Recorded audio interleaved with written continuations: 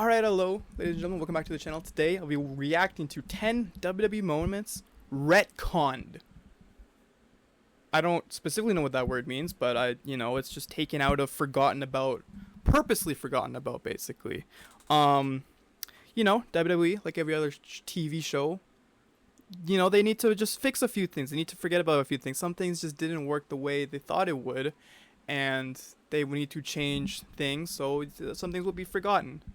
Unlike most TV shows where if you kind of stick with the storyline, you kind of have to push through because you recorded everything in advance and then you aired it. WWE airs things live so they can kind of retcon things pretty quickly, which means there's probably a lot more things that they have retconned. So here we're going to find out 10 moments that they have indeed retconned. You like hearing that word yet? Retcon? Is that enough of a buzzword for you this video today?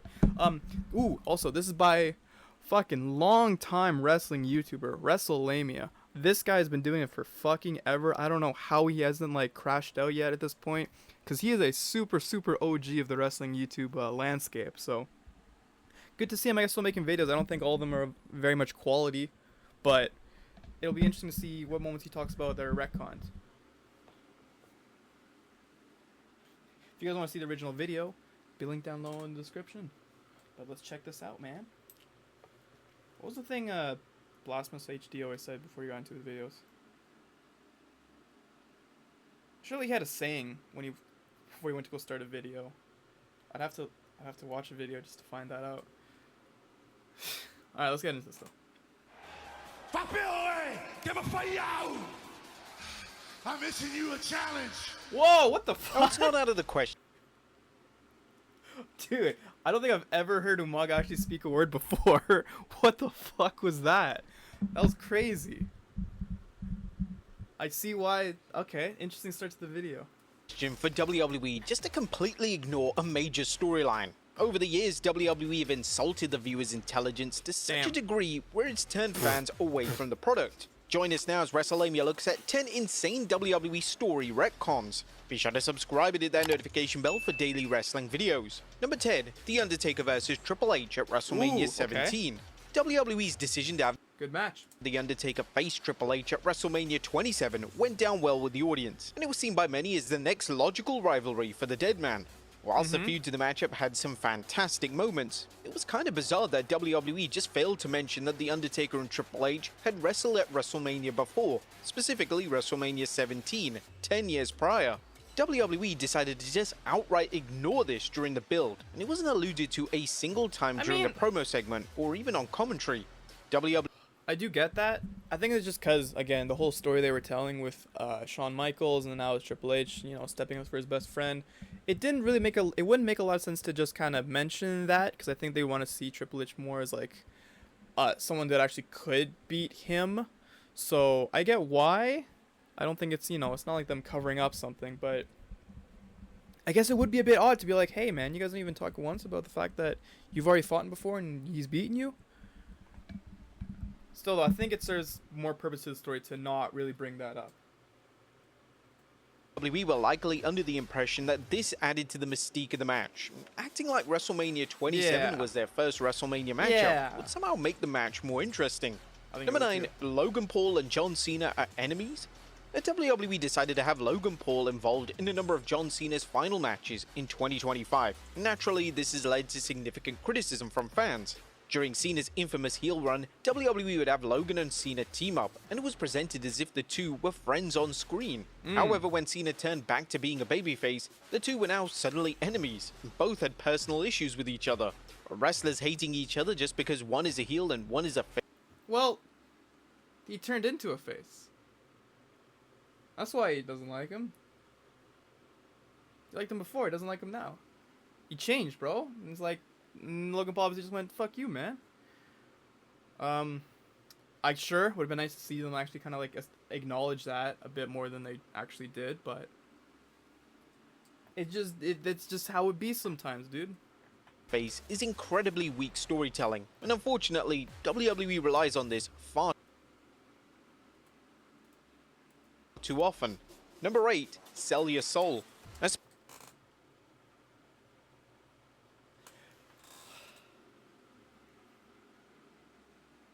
Man. This hurts. This hurts so bad. This is such poor storytelling. This is like the worst part of the entire Cena heel thing, man. Oh, why?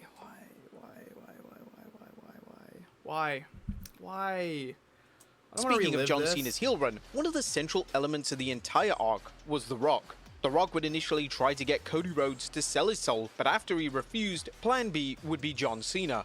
At the 2025 Elimination Chamber PLE, Cena would turn to the dark side, and he would in essence become The Rock's corporate puppet. This was incredibly exciting as a viewer. How were The Rock and Cena going to interact on WWE television? How was Cena going to be presented? He has yet to be on television since that. Like, as the corporate sellout. Well, just shortly after the Chamber PLE, The Rock decided he was just done with WWE's creative direction. What the fuck? And he felt like he wasn't needed in the storyline. This was completely baffling, as removing the catalyst for the entire heel run left WWE in the dark, and they had to scramble to justify the reason for the heel turn.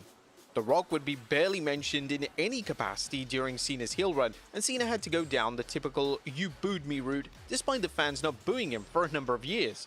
It was horrendous, and unfortunately, all the blame falls directly on The Rock. Number 7, wrong killings. Holy fuck, man. They really retconned a lot of shit this year. I feel bad for him, because he cut his hair that probably took a very, very long time to grow. And then they just said, yeah, you know what, we're actually going to go a different direction. Oh, shit. R-Truth is one of the most beloved wrestlers of all time, and it's extremely hard to find a single name on the planet that has a bad word to say about him. Therefore, when WWE cut Truth from his contract, fans were furious, and talent weren't best pleased with WWE's actions. They would bring Truth back in a main event angle, and he would ditch the comedic character for a more serious and legitimate presentation. The Truth name would also be gone, and Truth would now be known by his real name, Ron Killings. But just weeks into this big return, Truth would be back to his comedic ways, and in the backstage segment with John Cena, the entire thing would just be played off for laughs, making it a complete waste of everyone's time. Truth's serious side could have been a fantastic addition to the roster, but WWE just couldn't resist reverting Truth back to his old ways. Because again, he turned face, like, oh, for fuck's sakes, man. I get it. John Cena is a babyface? No, on the road to... I get it. You could have mentioned this first. SummerSlam 2025, WWE realized that John Cena's heel run had completely bombed, so they decided to pivot. Randomly on an episode of SmackDown, Cena would realize the error of his ways, and he would even share a beer with Cody Rhodes in the middle of the ring. After this moment, there was no looking back for WWE. The old John Cena would be back with his old presentation, and the motives for him turning heel in the first place were basically retconned out of existence. The only reference to the heel run were in passing or with Cena interacting with a young fan, a fan he scolded during one of his villainous promos. It's really rare for WWE to pivot like this, but some of the most substantial pivots in WWE history have occurred in the past 2 years, which perhaps speaks to the nature of WWE's creative. Number 5, Seth Rollins and Roman Reigns make amends. One of the ongoing story arcs of the Triple H era has focused on the issues between Seth Rollins and Roman Reigns. In the storyline, it is presented as if the two have been bitter enemies since Rollins disbanded the Shield faction back in 2014. But this is a major I don't think this counts as a retcon, because yeah, they did team up 2017, 2018, 2019? When did he go back to being a bad guy? Oh, 2019, yeah. But they weren't involved with each other's stuff. But still, man, like, things change. Seth Rollins turns heel, and then Roman Reigns turns heel, and then Seth Rollins turns face, and it's like, well, I kind of fucking hate you for that again now, brother. retcon. WWE are failing to address the numerous Shield reunions over the years, and even the fact that Rollins and Reigns were on good terms just 2 years after the initial breakup.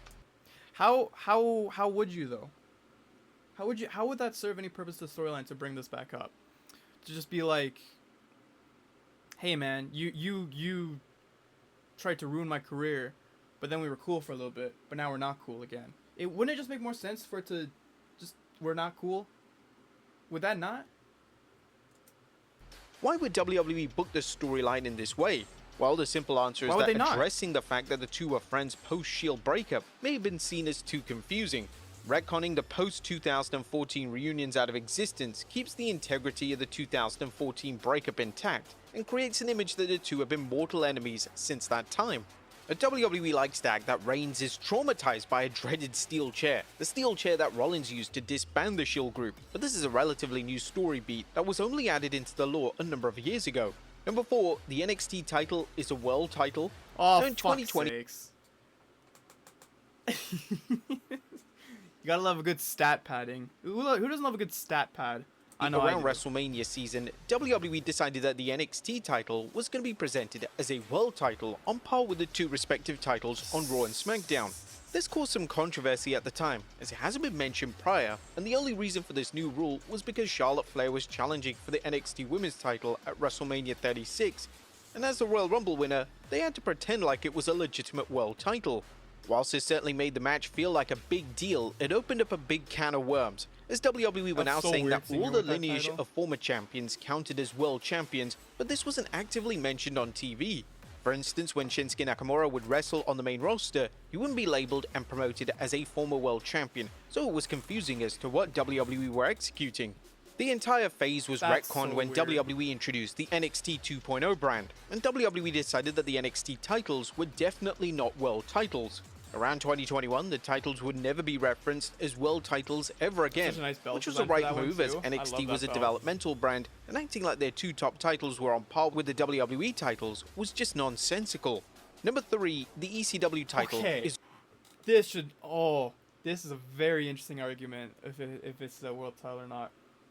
It's funny because they really did try for like a year to present the ECW title as like a world title, but I think now, in retrospect, they don't consider it a world title, which is funny, because I don't consider this a world title either.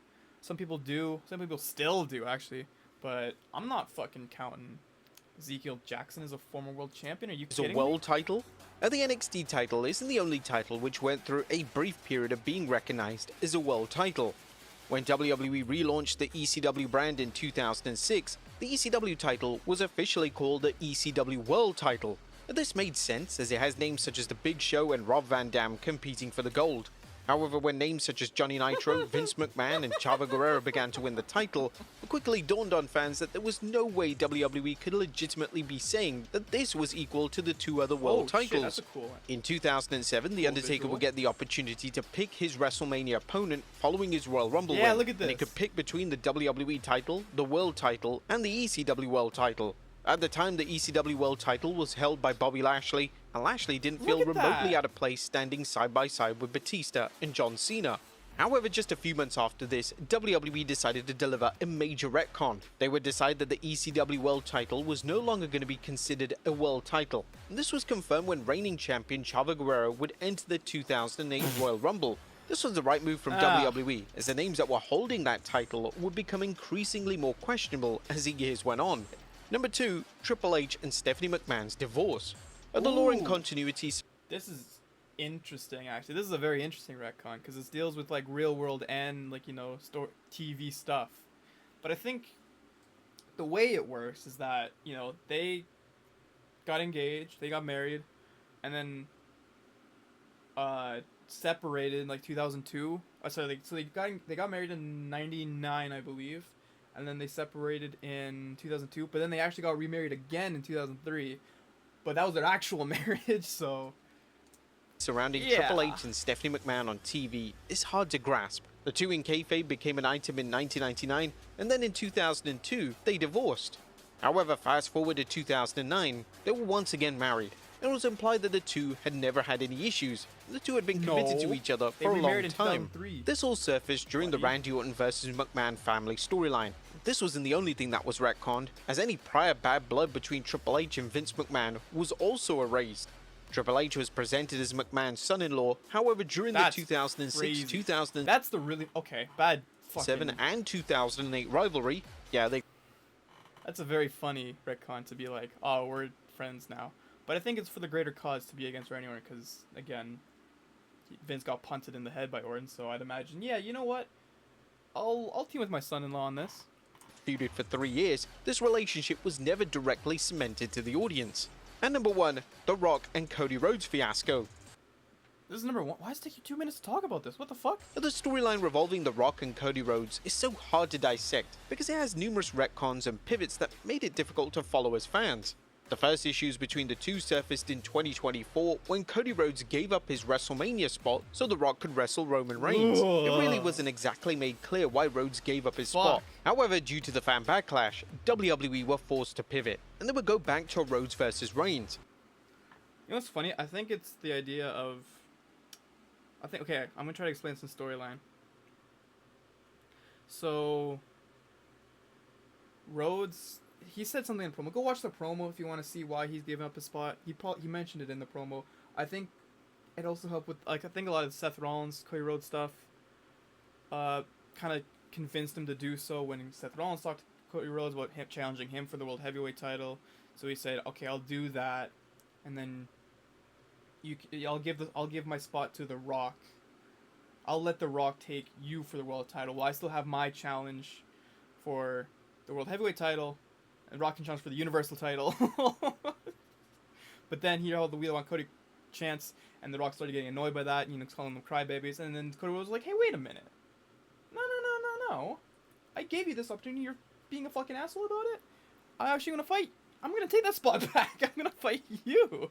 And then, of course, The Rock got really super annoyed at that because they were supposed to have, like, this big match. And then, and then afterwards, when Cody won, he beat Roman Reigns for the title. The Rock promo came out afterwards, kind of gave him a bunch of respect, showed him honor, it was like, and it kind of made sense. The Raw after WrestleMania promo, I think made a lot more sense. Due to this, issues between The Rock and Rhodes came to the forefront, and the two engaged in a heated blood feud on the road to WrestleMania 40. The night after WrestleMania 40, the two engaged in a title swap ceremony in one of the most awkward and forced segments ever seen on WWE television.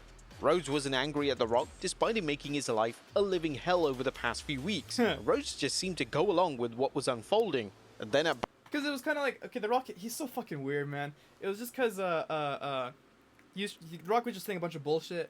Cody Rhodes was like, oh, okay, yeah, I feel you, I hear you. It was just like, where is this going? Bad blood in October 2024, and then, The Rock would confront Rhodes along with Roman Reigns to close out the show, and it looked like he was teasing a future matchup by holding up his fingers in the entranceway. The Rock would counter 3 using John Cena's signature hand gesture and made a throat slash gesture before leaving. Now The Rock would speak on this signal, saying it meant something. I'm a long gamer. At Bad Blood, it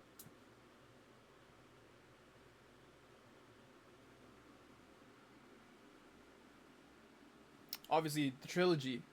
It obviously implied the trilogy. I think that was an interesting point for him to come out and just be like, but again, obviously, we know this. We said in the interview, we know he just did things to move fucking ticket sales, man. So like, it really doesn't even fucking matter in the long run. It was a pay-per-view that The Rock attended, and I just did a very small, subtle thing. There was a lot of criticism like, oh, it didn't mean anything.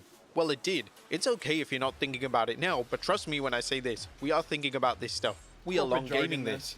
Now, it turned out that that signal meant absolutely nothing. Yeah. The Rock was simply there at Bad Blood to make a moment, nothing else. There was no long-term plan at all. In fact, things got even stranger in January at the Raw Netflix premiere, and The Rock explained that he and Rhodes had now become close personal friends, and they even hugged. There was absolutely zero explanation as to what had happened in between. I mean, obviously they kind of grew a little bit of a relationship.